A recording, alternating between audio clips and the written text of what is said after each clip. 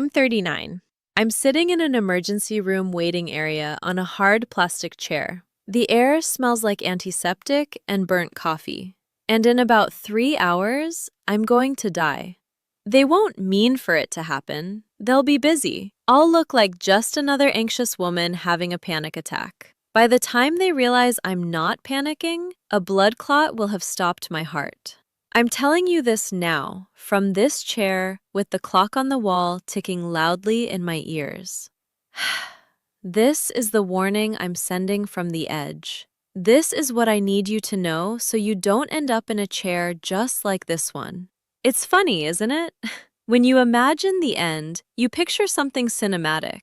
You don't picture a fluorescent-lit waiting room next to a man with a deep gash on his forehead and a mother rocking a feverish baby. You don't picture a completely, crushingly ordinary Tuesday.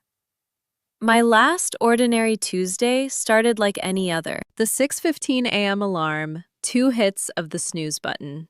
My 12-year-old daughter, Maya, our golden retriever, Gus. The controlled chaos of our morning dance. The smell of coffee. It was all so beautifully, achingly normal. At work, I had a big presentation. I work in marketing. I remember debating between the powerful blue blazer and the creative black one. I chose blue, safer. As I was getting dressed, I walked up the stairs and felt a little winded. Just a puff, a slight catch in my breath. I paused, laughed it off. "Getting old, Gus," I whispered to the dog. 39 isn't old, but it's that age where you start blaming everything on getting older. I chalked it up to stress and too little sleep. The feeling was forgotten before I even had my shoes on. The presentation was a huge success. We celebrated at lunch. Driving home, I called my mom. We talked about her garden, Maya's soccer tournament. We said, "Love you," like we always did.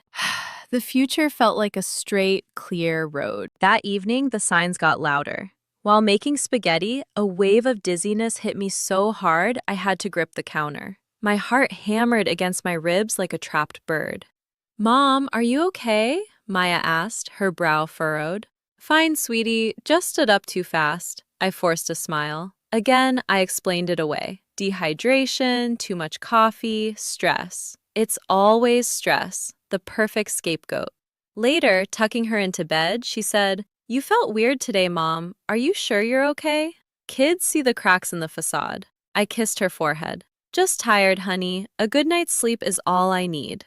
Lying in bed that night, my chest felt heavy. I tried to take a deep, cleansing breath, but it felt like my lungs couldn't quite fill up. It was like a yawn that wouldn't complete. I told myself it was just anxiety. Months ago, I'd had a telephone appointment with a doctor for similar feelings. Breathlessness when tying my shoes. He'd said it was likely anxiety and prescribed a beta blocker, so this had to be the same thing. It's amazing the stories we tell ourselves to feel safe. The bricks we lay to wall out the terrifying possibility that something is truly, deeply wrong. My last thought before sleeping was about the weekend, about digging in the garden with my mom. I had no idea a silent killer that started in my leg was at that very moment making its way to my heart. The next morning, today, the feeling was worse. The air felt thick, like breathing through a damp cloth. I had to stop twice while walking the dog, leaning against a fence and pretending to check my phone while my heart pounded. "It's anxiety," I told myself, more forcefully this time. "The doctor said so." I took a hot shower, hoping the steam would help. As I took a breath, a sharp, knife-like pain shot through my chest. It stole my breath. That's when the real fear, cold and sharp, finally cut through the denial.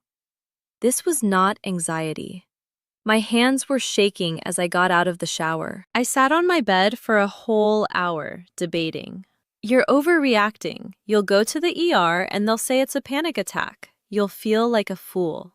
We do this to ourselves, especially women. Our pain is so often minimized that we learn to dismiss it ourselves.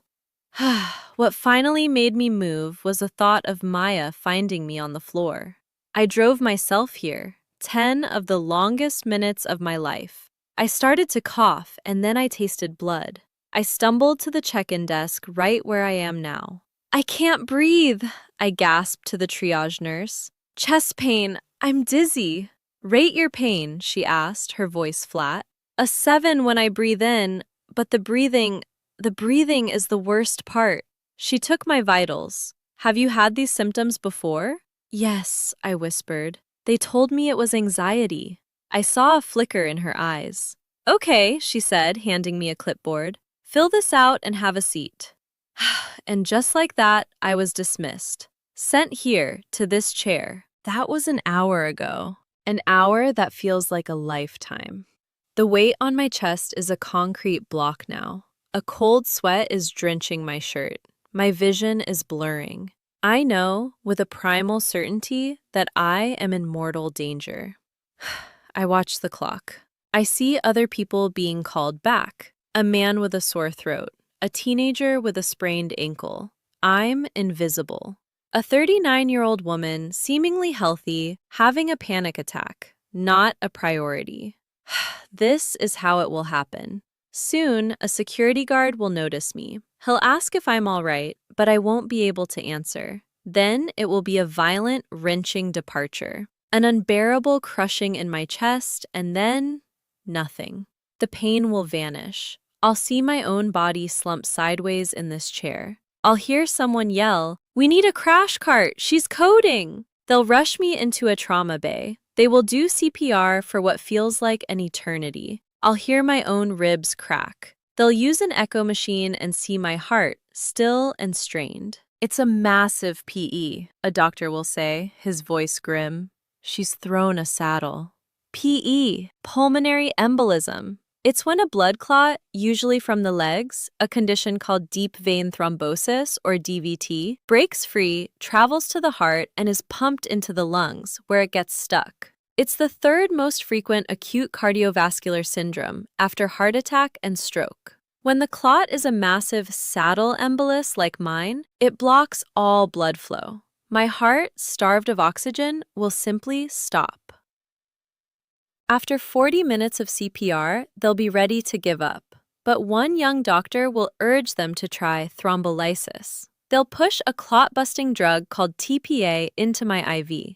It's a Hail Mary. They'll keep pumping on my chest, trying to buy the medicine time. And for a moment, it will work. A single miraculous blip will appear on the monitor. They will have a rhythm, but it will be too weak, too late. They will have fought for me. But the system, the dismissal, the initial misdiagnosis of anxiety, will have given the clot too much of a head start. Why am I telling you this? Because for up to 30% of people with an undiagnosed pulmonary embolism, the story ends like mine is about to. It is a medical emergency that is terrifyingly easy to mistake for something else. This is the message I am dying to send. Remember these symptoms. Sudden shortness of breath. It might not be dramatic at first. For me, it was a feeling of not getting a full, satisfying breath. Don't ignore it. Chest pain. Mine is a sharp, stabbing pain that gets worse when I breathe in. It's not heartburn. A rapid heartbeat. Your heart is working overtime, trying to push blood past the blockage. A cough, especially if you taste blood. This is a serious red flag. Go to an ER immediately. Dizziness or fainting. This means your brain isn't getting enough oxygen. There are other signs: sweating, clammy skin, and even pain or swelling in your leg, which might be the DVT where the clot started. Know your risk factors: long periods of inactivity, recent surgery, pregnancy, and for women my age, hormonal birth control. I was on the pill. I had knee surgery a couple of years ago. I had multiple risk factors. But the most important message is this: you have to be your own advocate. Do not let anyone gaslight you into dying. If you feel something is wrong, speak up. Ask, could this be a pulmonary embolism? Demand they run a D-dimer blood test or a CT scan. Being difficult might save your life. I wish I had been more difficult. I was polite. I waited my turn, and it's about to cost me everything. My story will have a tragic ending. Each year, up to an estimated 100,000 people in the United States are not so lucky and don't get a second chance. They don't get to come back and warn anyone. I'm trying to do it for them from here. Please share this story. Share it with your mother, your sister, your daughter, every person you know who has ever been told their pain is just anxiety. You could prevent another family from going through the hell that mine is about to face. The world is starting to shrink. The sounds of the waiting room are fading. My time is almost up. Please listen to your body. It might be trying to save your life.